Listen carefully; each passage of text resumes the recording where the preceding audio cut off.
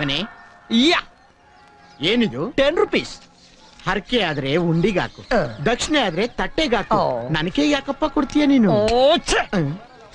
Tips man. ಟಿಪ್ಸಾ? ಯಾ ನನಗೆ ಯಾಕೋ tips?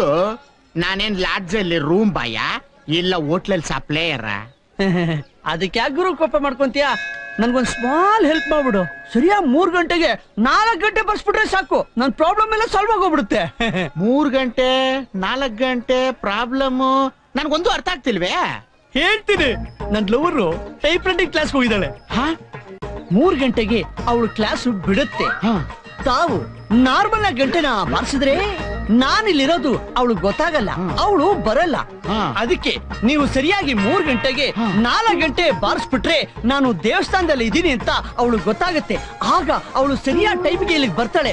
ಆಗ ನಾವಿಬ್ರು ದೇವಸ್ಥಾನ ಹಿಂದಗಡೆ ಸೇರ್ಕೊಂಡು ಫ್ಯೂಚರ್ ಬಗ್ಗೆ ಡಿಸ್ಕಸ್ ಮಾಡ್ತೀವಿ ಅಂತ ಹೇಳಕ್ ಬಂದೆ. ಈಗ ಸರಿಯಾಗಿ 3 ಗಂಟೆ 4 ಗಂಟೆ ಬರ್ಸ್ಬಿಡು. Take it 10 rupees. ನಿನ್ನ ಹೆಸರೇನು? ಸಂದೀಪ. ಅವಳ ಹೆಸರು? ಸ್ವರೂಪ. ಸುದೀಪು ಸ್ವರೂಪಂಗೆಲ್ಲ ಈ ಗಂಟೆ ಬಾರ್ಸಲ್ಲ. ಮತ್ತೆ ಅದೇನಿದ್ರು ಬಾರ್ಸೋದು. ನನ್ನ ಮಗನೇ ಏನು ತಪ್ಪು ಮಾಡ್ದೇನೆ ಗುಮಾಸ್ತನ್ ಕೆಲ್ಸದಿಂದ ಗಂಟೆ ಹೊಡೆ ಕೆಲ್ಸಕ್ ಬಂದಿದ್ದೀನಿ. ಈಗ ನನ್ ಕೈಲಿ ತಪ್ಪು ಮಾಡಿಸ್ಬಿಟ್ಟು ಈ ಕೆಲ್ಸನ ಓಡ್ಸಕ್ ಬಂದಿದ್ಯಾ?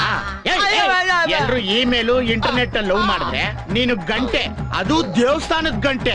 ದೇವಸ್ಥಾನದ ಗಂಟೆನ ಏನಂತ ತಿಳ್ಕೊಂಡಿದ್ಯೋ? ನಾವಿಬ್ರು ಅಮರ ಪ್ರೇಮಿಗಳು. ಅಮರ ಪ್ರೇಮಿ? ಅದು ದೇವಸ್ಥಾನದ ಹಿಂದೆ. ಹುಡುಗರು ದೇವಸ್ಥಾನಕ್ಕೆ ಬರದೆ ಹುಡುಗಿನ ಲವ್ ಮಾಡಕ್ಕೆ. ಈ ದೇವಸ್ಥಾನ ಅಲ್ದಿದ್ರೆ ಇನ್ನೊಂದ್ ದೇವಸ್ಥಾನ ಚೆನ್ನಾಗಿ ತಿಳ್ಕೊಳ್ಳೋ.